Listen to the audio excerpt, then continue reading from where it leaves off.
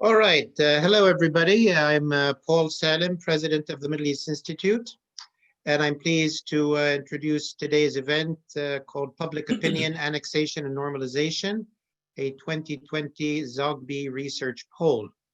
In 2019 and 2020, Zogby Research Services polled in Palestine and several Arab countries, as well as Israel, to collect data on attitudes towards different topics related to the Israeli-Palestinian conflict. Some of the themes explored include the normalization of relations between Israel and Arab states, Arab and Israeli perspectives on annexation, and the Trump administration's, or perspectives on the Trump administration's so-called deal of the century. I note that these polls were conducted before the UAE and Bahrain normalization agreements with Israel, but their results definitely provide valuable insight into how people will interpret and will react to these developments. I'm pleased to welcome my good friend Jim Zogby. Jim is the managing director of Zogby Research Services. He will present his findings in a presentation first. Jim is also the president of the Arab American Institute and a very active leader in the National Democratic Party. With us also to discuss the findings with Jim and with you, our audience, are two good friends, Khalid El-Gindi, the director of the program on Palestine and Palestinian-Israeli affairs here at the Middle East Institute, and Lara Friedman, who is the president of the Foundation for Middle East Peace. After Jim's presentation, I'll turn to each of Khalid and Lara for their thoughts and responses. I will then moderate a discussion among our three panelists. From the very beginning of our conversation, I want to integrate your thoughts and questions into the conversation. So please submit your questions using the Zoom Q&A feature, which you can find on your Zoom screens. You can put questions at any time. For those calling in by phone or watching our panel on the live stream, you can ask your question by emailing it to the following email, events@mei.edu. That's events@mei.edu. And if anybody has technical issues, please also mail or email events@mei.edu. So I'll be looking at all your questions as the session goes on and try to factor as many in as possible. Let's go straight then to the presentation. Jim, thanks for being with us. Thank you for doing the work that you do, and over to you. Thank you very much, Paul, and thanks to Lara and Khalid for agreeing to do this. I appreciate the opportunity to share the results with everyone and to also get the perspectives that Khalid and Lara will bring to the conversation. Let me go back to 2019. In 2019, we continued a poll that we have been doing for the last decade across the Arab world, in which we ask folks a range of critical issues that are unfolding in the region: Israel-Palestine, Iraq, relations with Iran, the Arab Spring was a concern, the war in Syria, etc. And the results usually have tracked in what we found in previous years, in particular on the question of Palestine. It was always a major priority and an issue of great concern. In 2019, something strange happened. I noticed when the results came back that in a list of 12 issues that we gave people to rank in terms of priority issues across the region, foreign policy issues across the region, Palestine ranked very close to the bottom. On another question that we'd asked before, which is regarding the Arab Peace Initiative and whether or not some Arab states might choose to normalize before Israel completed the terms of the Arab Peace Initiative, and how desirable such normalization might be, we got other surprising results. We found a significant number of folks said that if normalization occurs prior to the Arab Peace Initiative, that would be fine. I was so troubled and so concerned about the findings that I went and repolled. We actually repolled in all the countries, and then added some follow-up questions. And the questions we asked were why? What does this mean? Why might it be better? And in the first slide, you see some of the results, some of the findings here, which indicated where feelings were going. There was a sense of people wanted the killing to end. People thought that with normalization, there might be added leverage. They thought that what's happening anyway, why not go for it? And would usually couple that with one of the other answers. It's already happening, at least the killing will end. It's already happening, maybe this will give us leverage. And then there was also the factor of the United States and the Trump administration putting pressure. And so when we were undertaking this poll, which we did with Sky News Arabia, prior to the agreement itself, but after several events had taken place in the region, there was the letter from the article rather from the UAE ambassador Yusuf Al-Otaiba in Yediot Ahronot, and then there was the very stern warning from King Abdullah in Jordan that if annexation went forward, there would be severe repercussions. Then there was the warning from the 19 EU ministers, and there was the letter from Democratic senators and 190 Democratic members of Congress. And we put all that together and asked in Israel and the Arab countries what they now thought about annexation normalization. And the results are in this study. I want to begin with the next slide. We asked the same question in every poll about the Arab Peace Initiative. Is it relevant, or should others find other ways of dealing with Israel? That follows the question that says, how supportive are you of the Arab Peace Initiative? And when you look at the complete report, which the details of which how to find it will be on the, I guess in the chat function, it's on Zogby Research Services .com. What we find is that about 2/3 to 3/4 of Arabs still support it, but most of that 2/3 to 3/4 don't think it'll ever happen because they don't think Israel's going to move. So we asked the follow-up question, is it relevant, or should something else, should there be another way to deal with Israel? And if you look in the black boxed areas, the light blue say it's relevant, but Arabs should do more to convince Israel of the benefits. And the darker orange is it's no longer relevant, but new areas, new approaches should be found. And that includes a majority of folks in every one of the countries, including among Palestinians. 67%, 59%, this is going the other 59% in Saudi, 58% in Jordan, and 55% in Egypt. We then asked the question, how likely is it? Again, we asked how likely is it that normalization will occur without peace? And we got those numbers, 55% in Palestine and about 7 in 10 in every one of the Arab countries.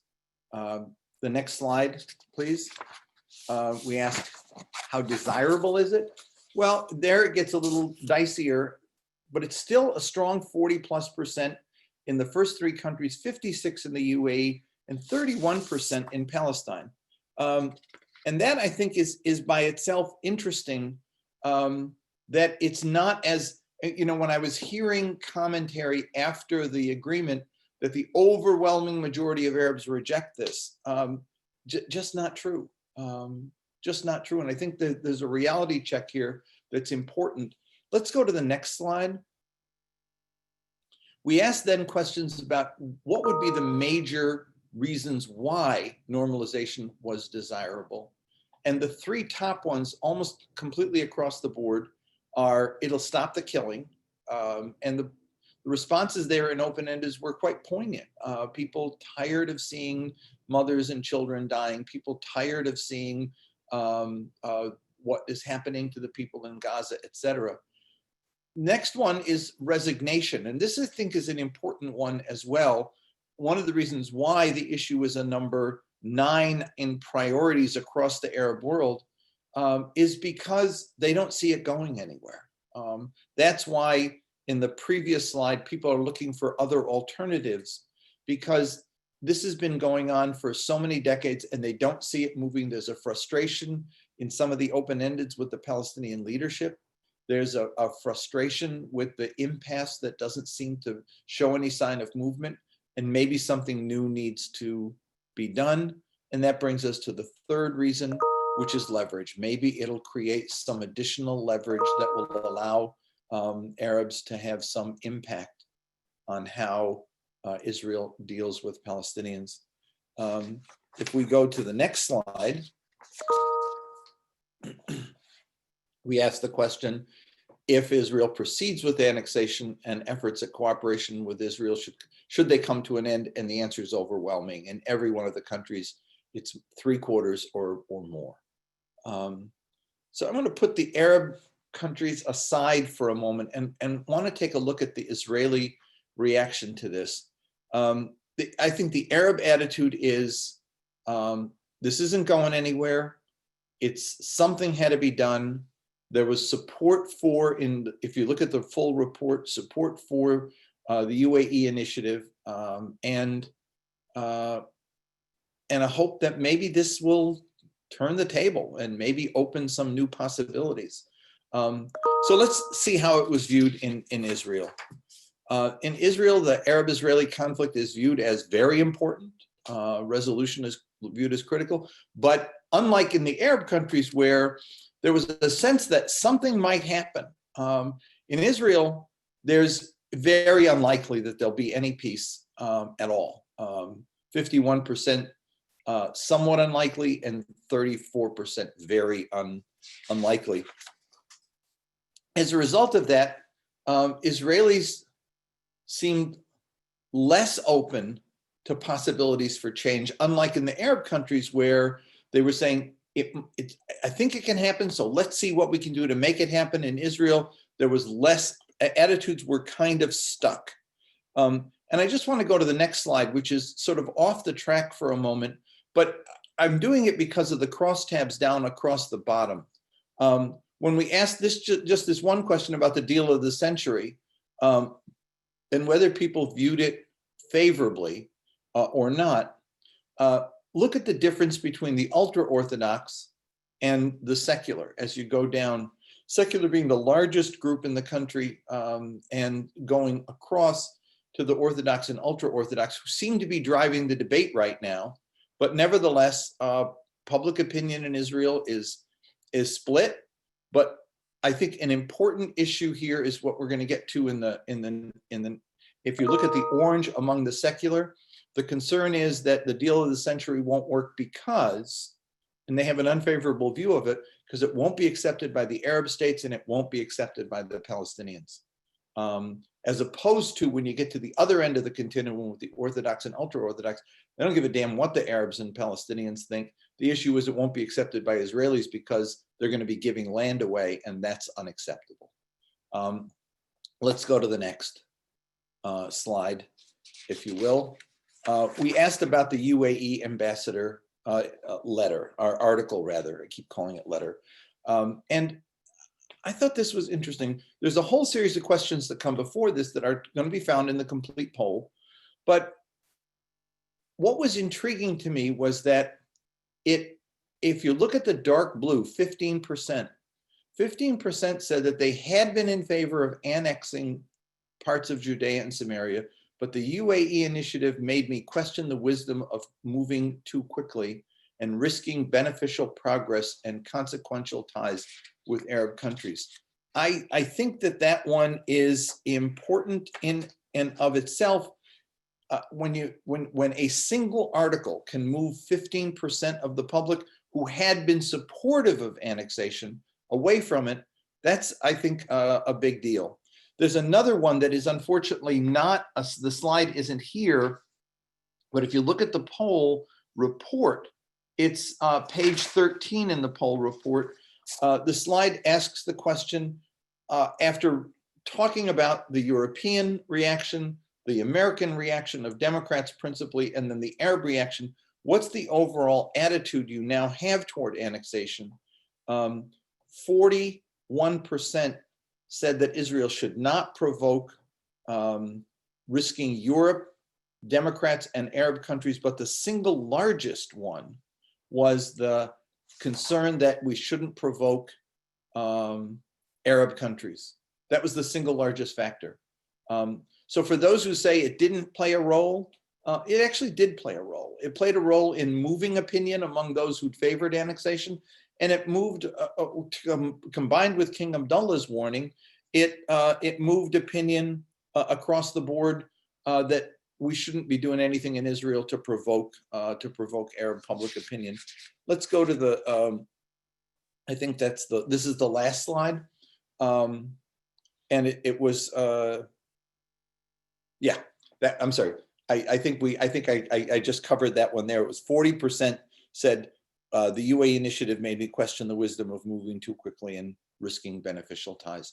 So anyway, I'll stop there, and I thank you for this. I guess the bottom line here is that, this is a side comment. I don't want to get into the details too much on it, but just a side comment that says that there's been a kind of a hyperbolic reaction both in Israel and in Arab countries.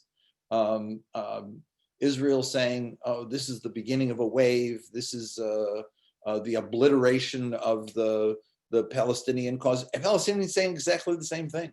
This is the end. You know, our cause is now been abandoned. I don't think that's true. In other polling that we do, Arab sensitivity toward Palestinians still high. Arab frustration with Israeli behavior still very high. What they don't see is that the current leadership is providing any strategy or vision or direction how to get there. And that's the frustration. So that when you ask people how important is the resolution of this conflict in your overall political priorities, comes way down low on the bottom. If we were to ask the question, how do you feel about Palestinians and what they're enduring, the issue would rise. But that wasn't the question that was asked in this poll. We asked foreign policy questions, not sensitivity. So I think that it is in no way the end of the cause.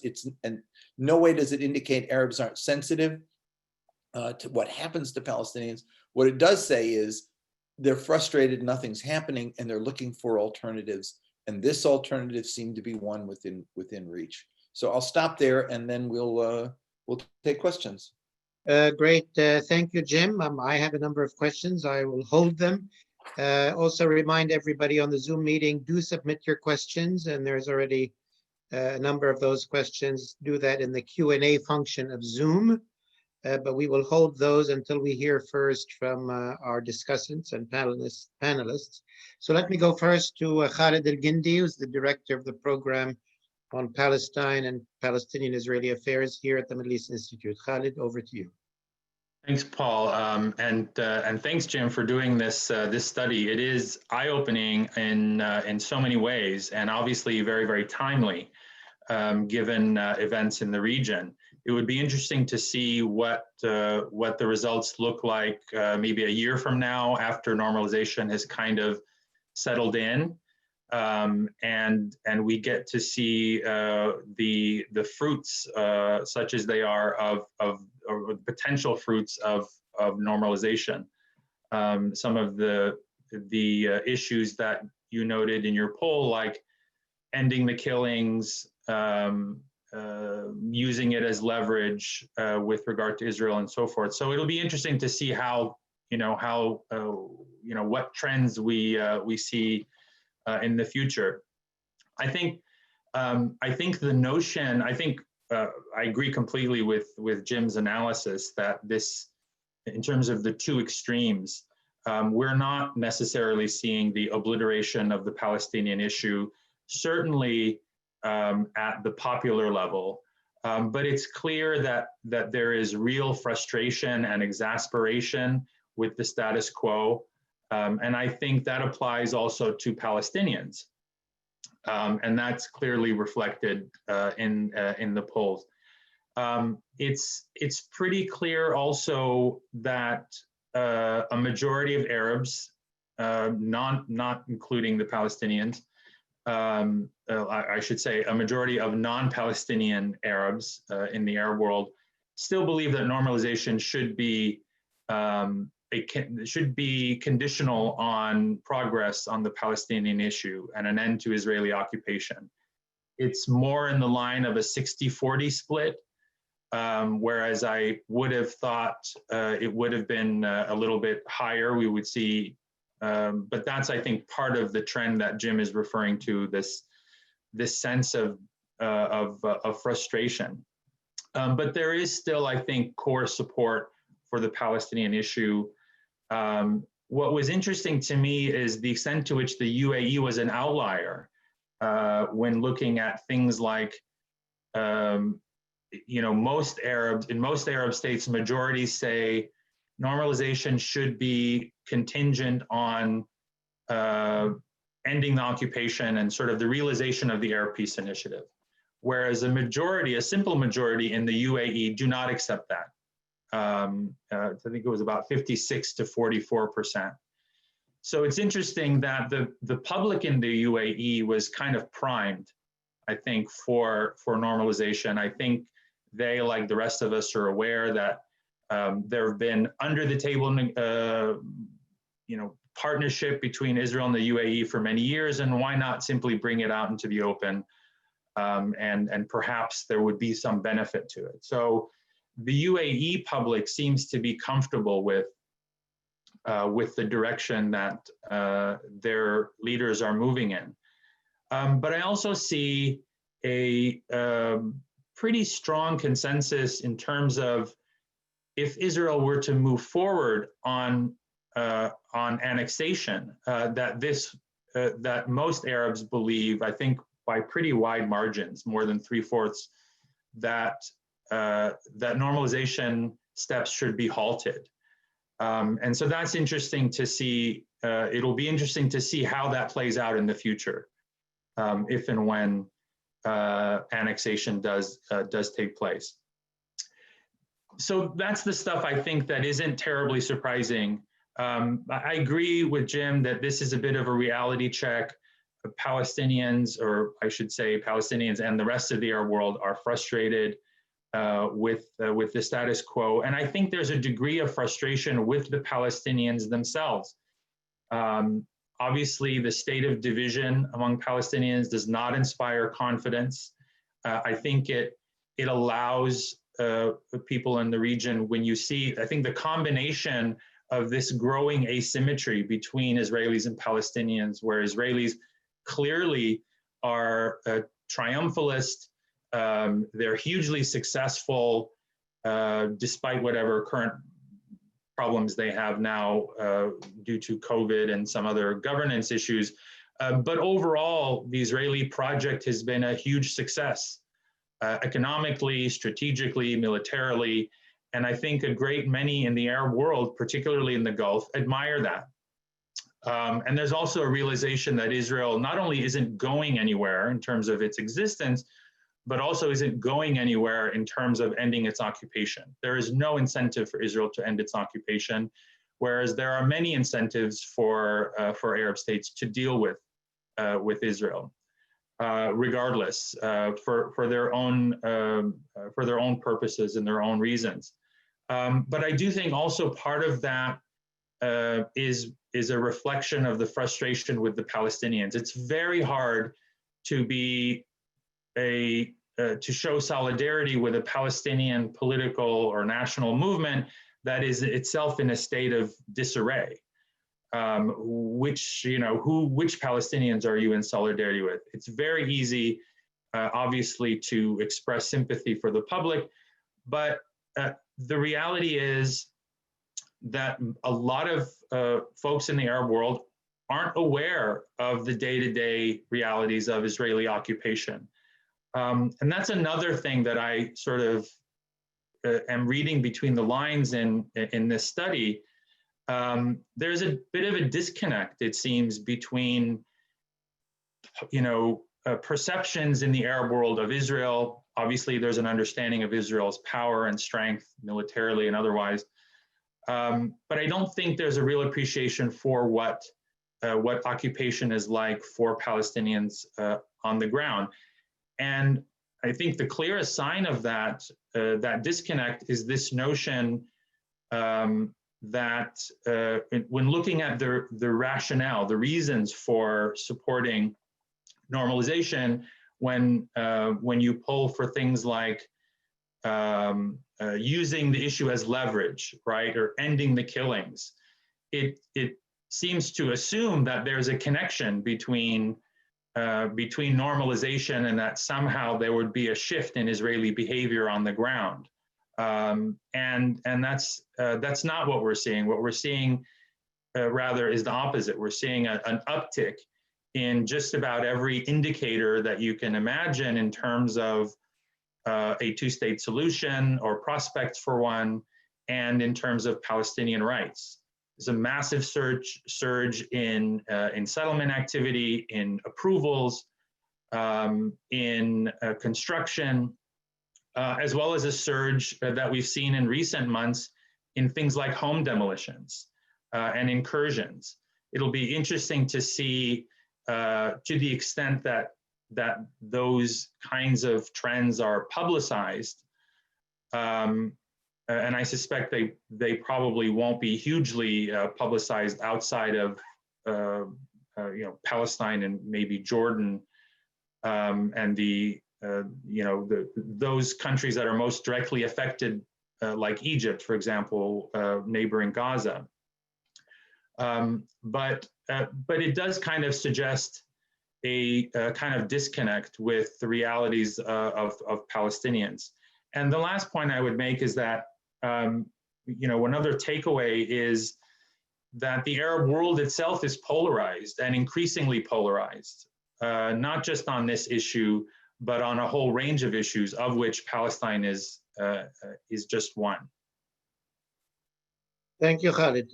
Thanks for those extensive comments. Lara, let's go to you. Lara Friedman, Director of the Foundation for Middle East Peace. Thanks, Paul. And thank you, Jim, as usual, for your invaluable work on this. I think this has got to be the 4th or 5th time I've been on a panel listening to you give us your wisdom on public opinion, and Khalid as well. For me, listening to you, Jim, and looking at the data, what strikes me is that it reflects, perhaps more than anything else, the realism of the people that are being polled. It's the reality. And sort of taking a step back, where we are today with the Trump administration's policy, more than a decade of Bibi, and where we are today in the Arab world, I think what you're seeing to some extent here is a broad and popularly based repudiation of the peace process.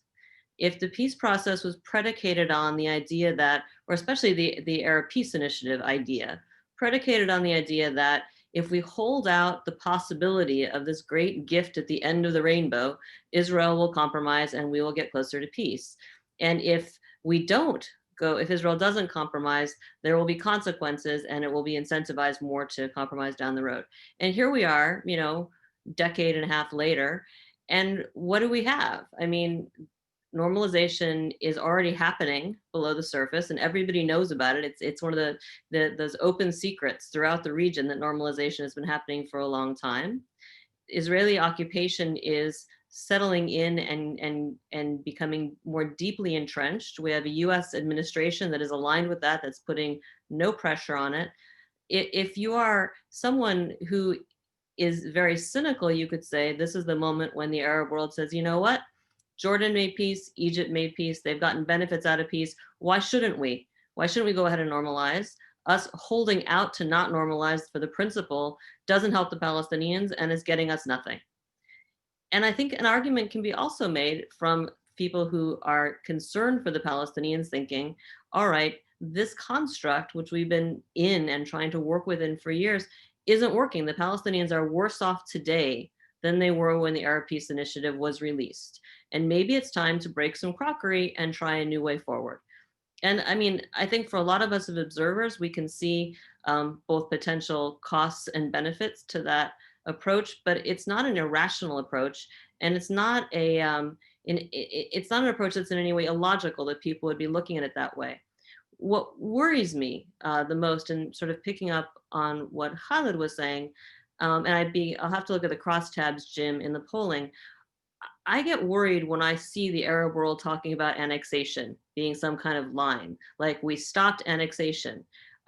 We are, concerned annexation, normalization shouldn't continue if there's annexation, because all of us on this call know, and people who follow Israel-Palestine closely, that annexation, I mean, I wrote once, it's not enough to oppose annexation, the word, you actually have to oppose the actual annexation that's happening on the ground.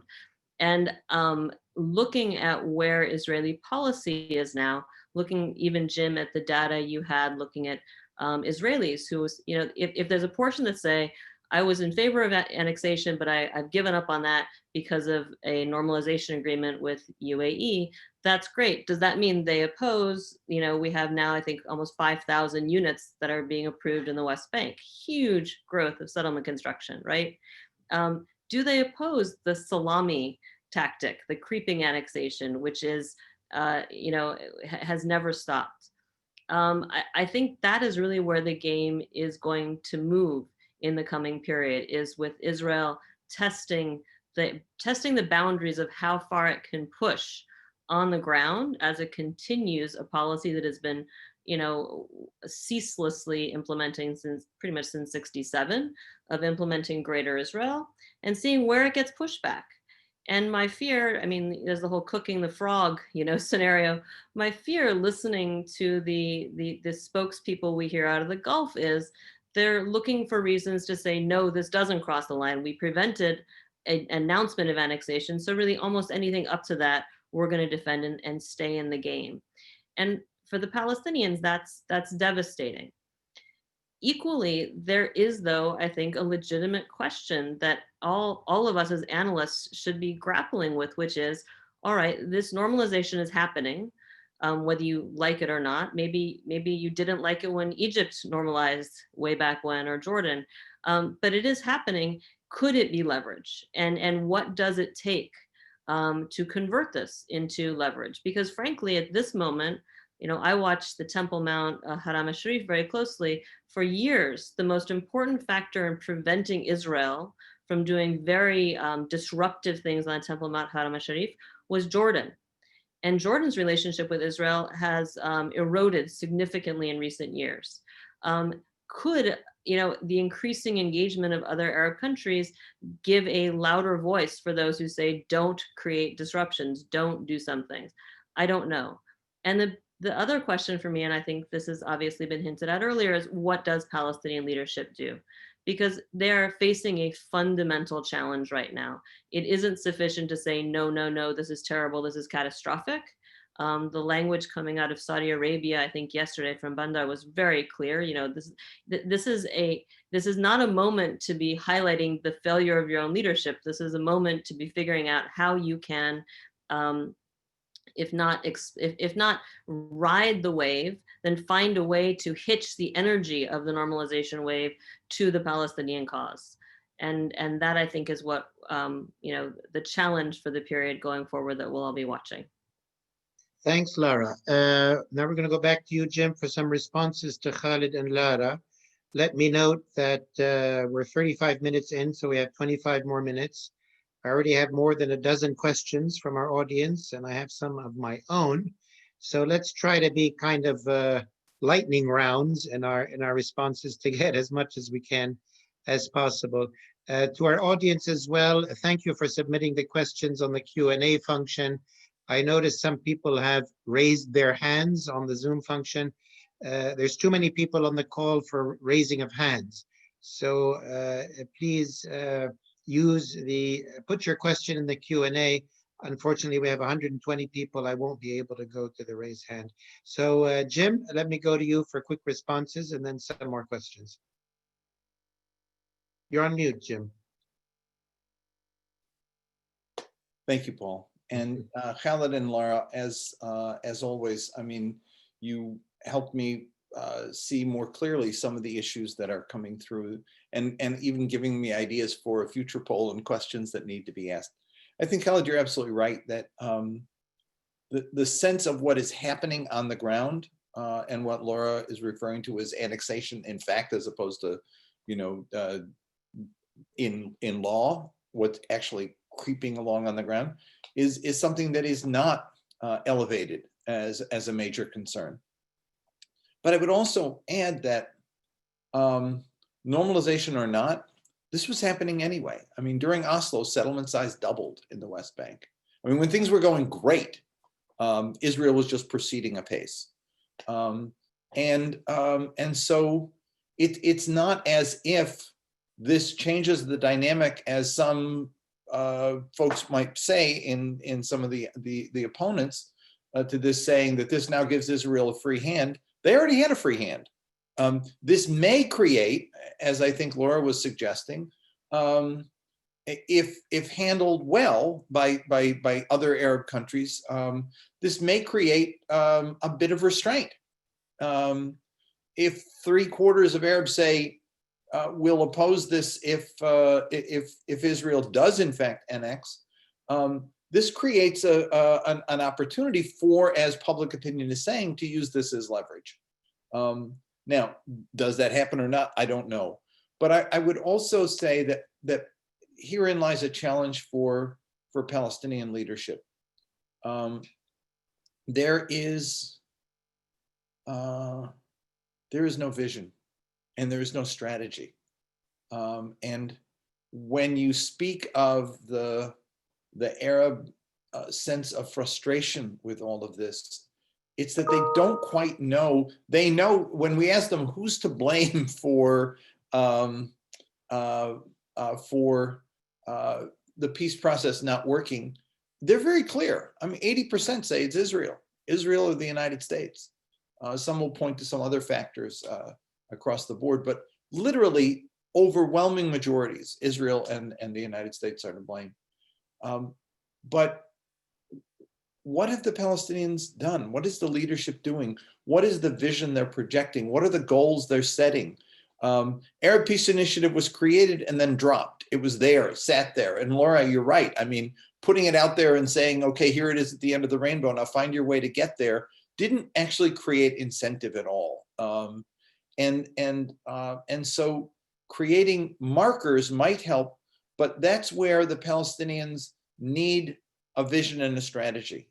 And that's where they need a relationship with Arab countries that can work together on creating a strategy to move this forward. I would just add one thing, and then I'd go. While the deals with the UAE and Bahrain both talk about the two-state solution, and that's become now, you know, de rigueur. I mean, if you're anybody in politics, you say, I'm doing this because I support the two-state solution. I call it the two-state absolution. You figure that if you say it, it kind of gets you off the hook. You don't have to think anymore. The reality is that it ain't going to happen.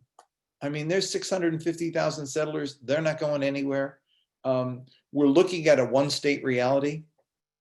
And frankly, what normalization may end up doing is sort of hastening that process of solidifying the one-state reality, where Palestinians become so much more deeply infused into the operations of Israel. Right now, they're the proletariat in the West Bank. They're working in the settlements. They're building them. They're servicing them. They're 140,000 day laborers working in Israel or in settlements. And the Palestinian Authority is on hire as the security force and the administrative functionaries, doing education and garbage collection, et cetera. I mean, there's a dependency here between the overlord and the subordinate. But as you know, in the master-slave dialectic, it works both ways. Both need each other.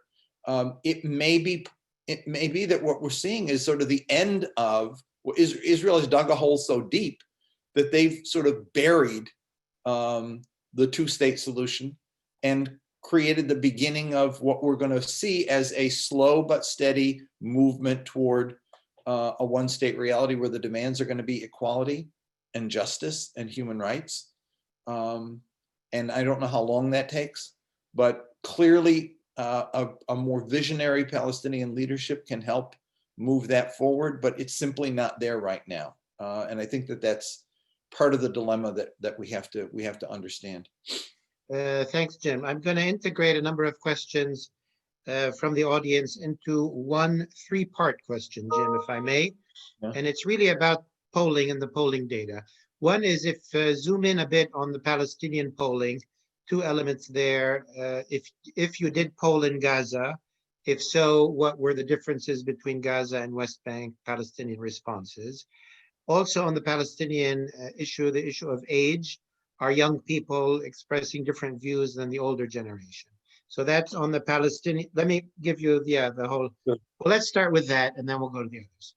First of all, on the age issue, we find very little age difference in several of these questions. In some other questions, yes, but on these overall issues, there's a broad consensus of views. Where you find the real differences on these types of issues is in East Jerusalem. That constituency is by far the most radicalized. You actually get more support for Fatah in Gaza than you do in the West Bank. And so, you know, there's West Bank and Gaza are not that different. And it intrigues me because the leaderships will be so divergent one from another, but their base are in agreement. Those who say they support one, those who say they support the other. They're two different groups, and I have loyalty to this one and you have loyalty to that one. But basically there's no difference in the approach they take or the beliefs that they overall have. The real difference is in East Jerusalem, where you have a much more radicalized group. And that's because they're hurting badly. Got it.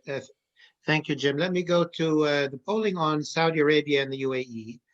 A couple of questions there. One is, these are not completely, let's say, free societies. One is, how much do you trust the responses, given that, they're very directed?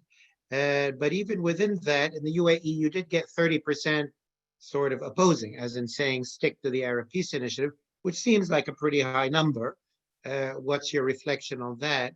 And a more maybe important political reflection is when you look at the data from Saudi Arabia, given that the big question is, will Saudi Arabia do what Bahrain and the UAE did? Is its public opinion in a similar place, or is it in a very different place? How would you reflect on the Saudi situation, given the polls? Number one, do the polls tell the truth? I think after having done this as many years as I have, I'm very comfortable with the findings. And when when I find something that is confusing, as I did in 2019, we don't hesitate to go back and repoll, and check the findings. I think the only place I've ever really felt a problem was in Turkey one time, where we found that certain questions would not be answered honestly, and when we did open-ended, we got people hesitating to want to have the conversation any further. In Saudi Arabia, that's not the case. I mean, this isn't a democracy, but it's a democratic culture. People like to talk. People like to tell you what they think, and so I'm pretty comfortable with the findings. Will Saudi Arabia follow? That goes beyond follow suit and do this thing. I see no indication of that from statements being made. I saw Prince Bandar's comments, very critical of the Palestinian Authority. I don't see any interest right now. I don't evidence any interest in Saudi Arabia being next in line. They're the big kahuna in this thing, and I just don't see them giving that right now. But would you say from a polling perspective, question, that Saudi public opinion seems to be in the same place as UAE public opinion? Now, whether the government goes ahead or not, that's a government decision. When we poll in the UAE and we ask the question, this is a simple measure of general mood. I call these the Reagan questions. Are you better off than you were? Do you think you're going to be better off in the future? UAE, you get a 60-70% better off, and 60-70% say I'm going to be better off. The numbers in Saudi Arabia are today very, very difficult. 20-30% say better off, 50+% say not well off, and the same when they go looking forward. They got a lot of fish to fry right now. They're hurting from the decline in oil prices. They do not have the kind of reserves that UAE has in its sovereign wealth fund, and and they're still struggling with diversity, diversification of the economy. They're struggling with making an effort at promoting a 2030 plan at the same time that the war in Yemen and this severe drop in oil prices is crimping the economy. They're kind of like in the position that LBJ was in with the Great Society in Vietnam happening at the same time.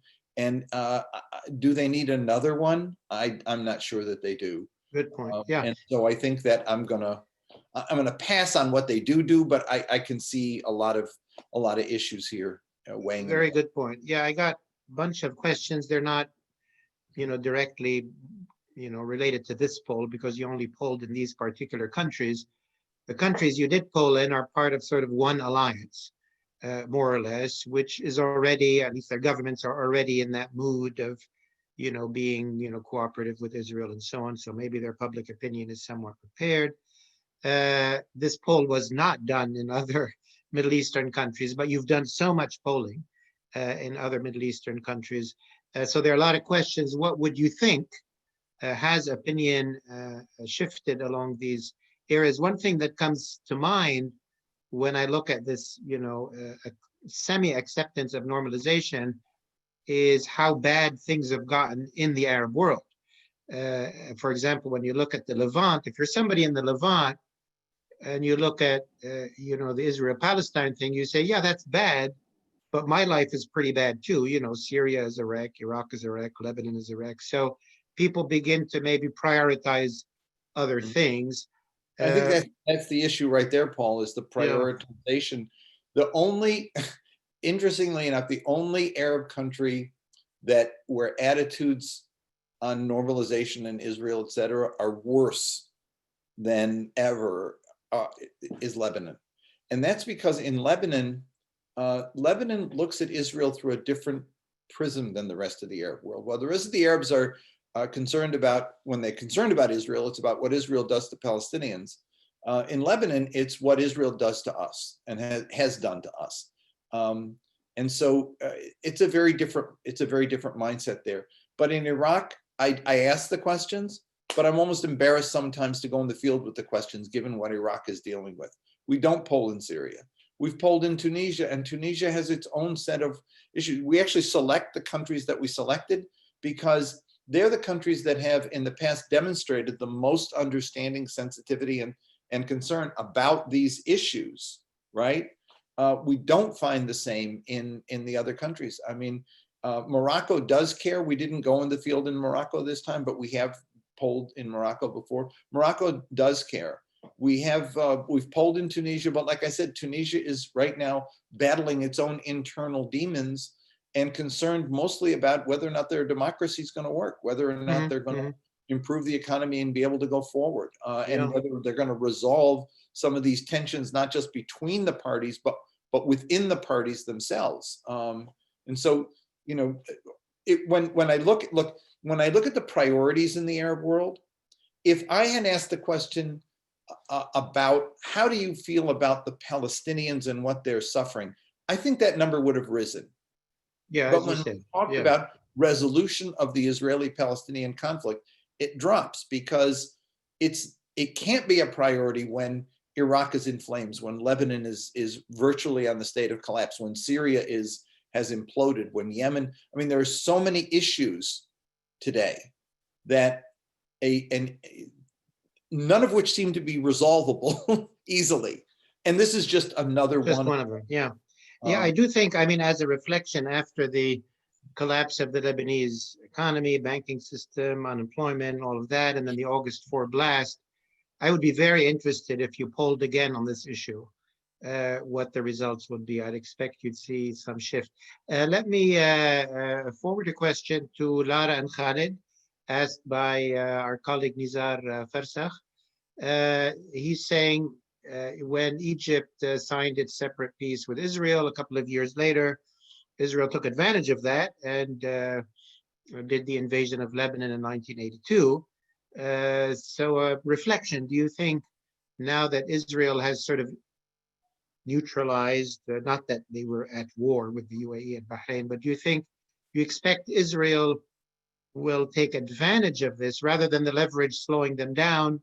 now that they have the Gulf partly, friendly or in their pocket, do you expect anything aggressive, more aggressive from the Israelis? Lara, start with you. So I sort of alluded to this in my earlier comments. I think this is going to be the test. I think as long as we have right-wing, pro-Greater Israel governments in charge in Israel, and I think that's irrespective of what happens in November in the United States, you're going to see the government of Israel testing these new alliances. And the question is, will they get pushback if they're testing it in small ways already and not getting pushback? Will they get pushback if they test it in larger ways? If there's another military assault on Gaza, for example, something that's a little bit bigger than hypothetical settlement units. I mean, we'll see. I don't want to predict, but I feel confident predicting it's going to be tested for sure in small ways and large. Thanks, Lara. Khalid? Yeah, I would agree. I think it is already being tested. I think as long as, and I also agree with the point that both Jim and Laura made, there's real ambivalence in the Arab world about a two-state solution and certainly about the peace process. I don't think anyone has any confidence in what we used to call the peace process. And I think that's a reflection that's reflected in these poll results where people are kind of saying, well, we can't wait for a credible peace process to, all the stars to align. And so we just need to kind of live our own lives and pursue our own interests. But I think it's already being tested in terms of this, we're seeing a surge in almost every indicator that you can imagine, from home demolitions to settlement construction and approvals and everything. So I don't see the potential for using leverage actually being utilized. I think it's there, but if it were going to be utilized, it would have been.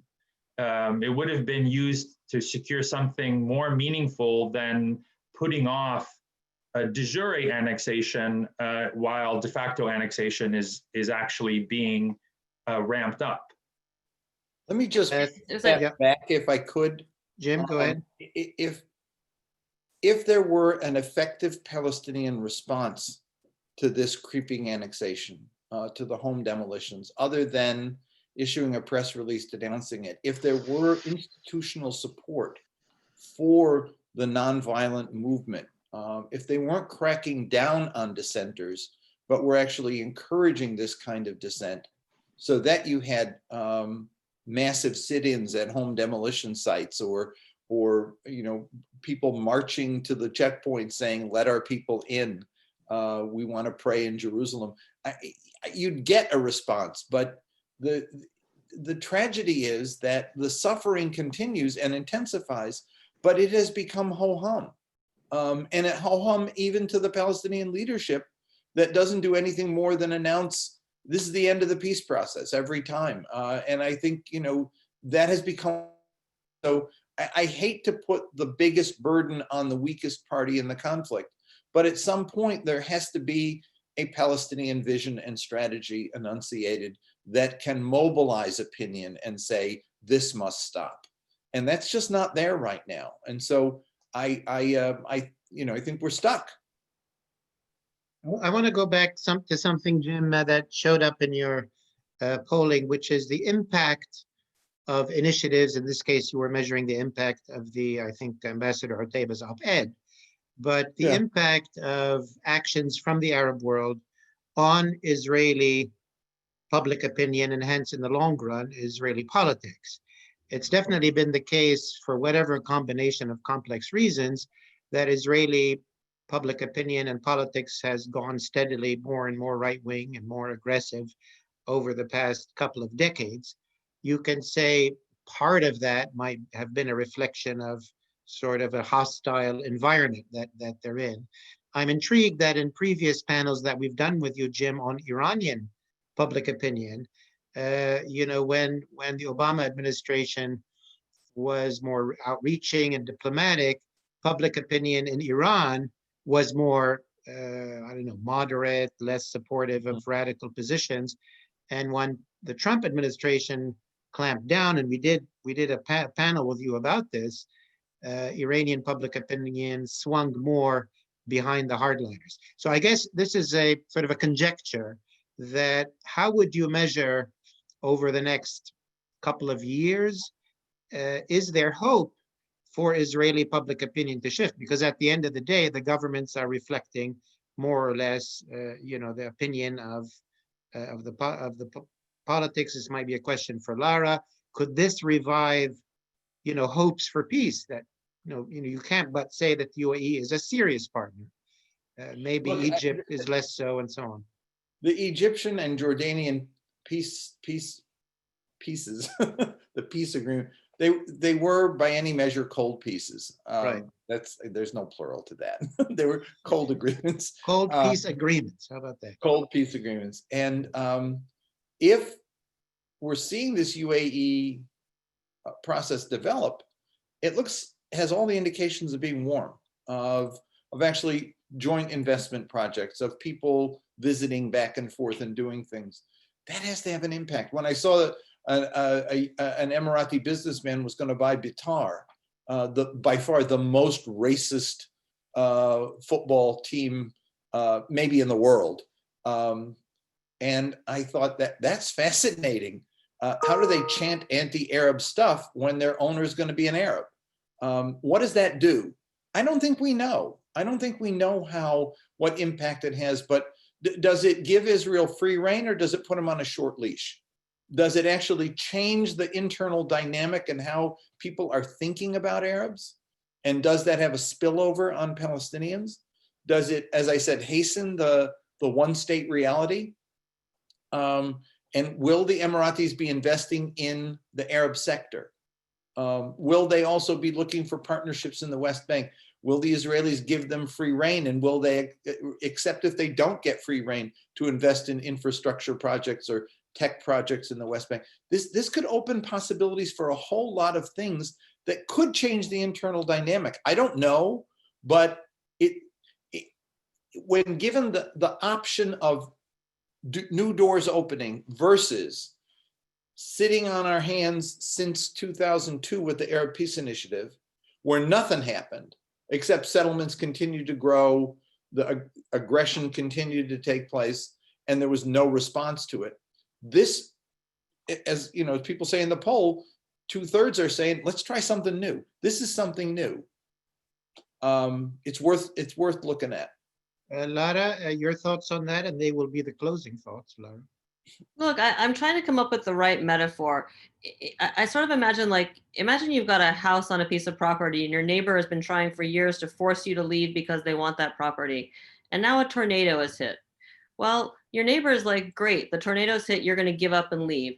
That's one option. Our house is in wreckage. The other option is we're going to rebuild the house different, and this one's going to be more tornado proof, and we're not going to leave, and the neighbor is actually going to have to deal with us even more now. It's a terrible metaphor, but you get the idea.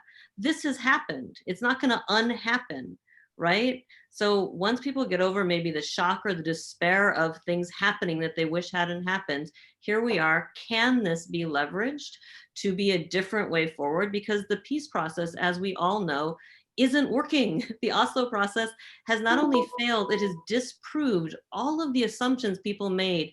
Their best hopes and dreams have all been disproven by years of failure and years of bad intentions by some parties being exploiting it to their benefit. Okay, this is a different playing field. It's not a better playing field. Is it more level? I don't know, but it's different. So there's going to have to be a period of adapting, and then we see what happens. Thank you, Lara. I'm afraid we're going to have to leave it there. This was just a teaser to go and read the reports in detail. Our team, and I thank them for all their efforts, will take the remaining questions that I couldn't get to, and we'll send them to Jim and hope that he responds to some of them. Two things. One is the poll is available on Zogby Research Services, but the book that included the 2019 poll and showed our previous poll, The Tumultuous Decade, is available from the Middle East Institute. You've got copies of it there, and folks can buy it through you all. So thank you again, Paul, and thanks, Laura and Khaled. Yes, indeed. Thanks, Jim Zogby, head of Zogby Research, Lara Friedman, head of the Middle East Foundation for Peace, and Khalid El-Gindi, head of our own Palestine and Palestine-Israeli Affairs program here at MEI. Thanks to the MEI team for putting this together, and thanks for our audience for taking the time to be with us, and have a good week.